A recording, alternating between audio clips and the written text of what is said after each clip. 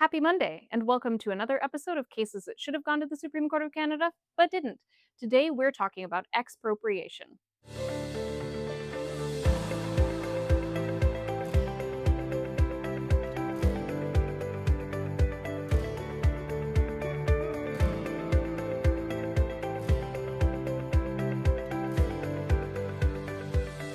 Cases that should have gone to the Supreme Court of Canada, but didn't.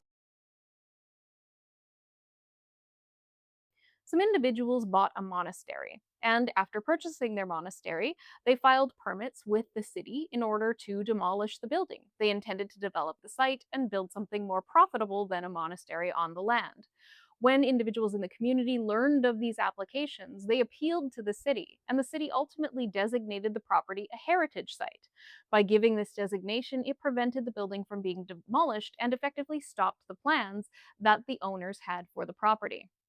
The owners argued that the heritage designation, made after their purchase of the property and after they had filed the plans indicating what they intended to do with it, was a de facto expropriation by the city. Expropriation is when the government takes a portion of or all of your property and then gives you some sort of compensation for it. They argued that they should be compensated according to the percentage of fair market value that the expropriation rule requires for the loss of what they intended to do with the property.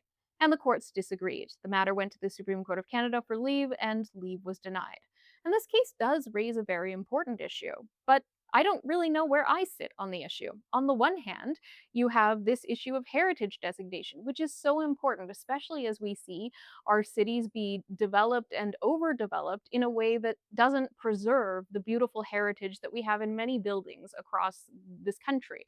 And it would be nice to allow cities more latitude and more leeway to put heritage designations in place to prevent the destruction of structures that could be converted or altered to be used for purposes that don't interfere with their historic value and still provide land for individuals to live in. On the other hand, we do live in a country that is experiencing a housing crisis, and there's only so much of Canada, despite it being very big, that can actually be developed into livable housing. So is it not fair then to try not to restrict the efforts that somebody is making to create more housing? And what about the privacy rights and the personal property rights of landowners? If you go into a land purchase agreement, you have an expectation that you're purchasing something that is worth a certain amount of money. A heritage designation has the impact of affecting the value of a property.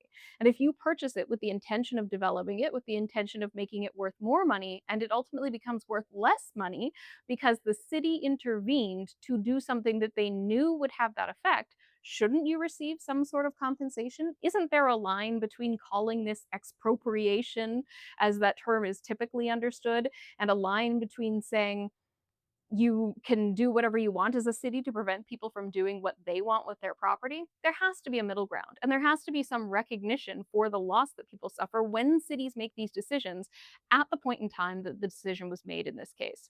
The Supreme Court of Canada could have had the opportunity to answer these questions, and these aren't just questions that would be answered for this one monastery in this one place. These are questions that would ultimately guide the decision making of city councils across this country.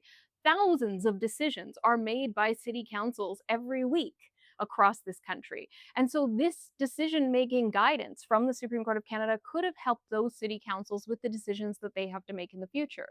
And in the meantime, we're just going to deal with more cases of permits and applications being filed, members of the community speaking in opposition, lengthy council meetings that don't even end and don't even go to a vote because more people need to be heard.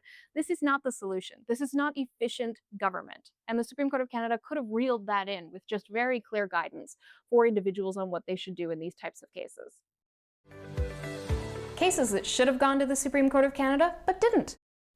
Thank you for tuning in to another episode of Cases That Should Have Gone to the Supreme Court of Canada but Didn't.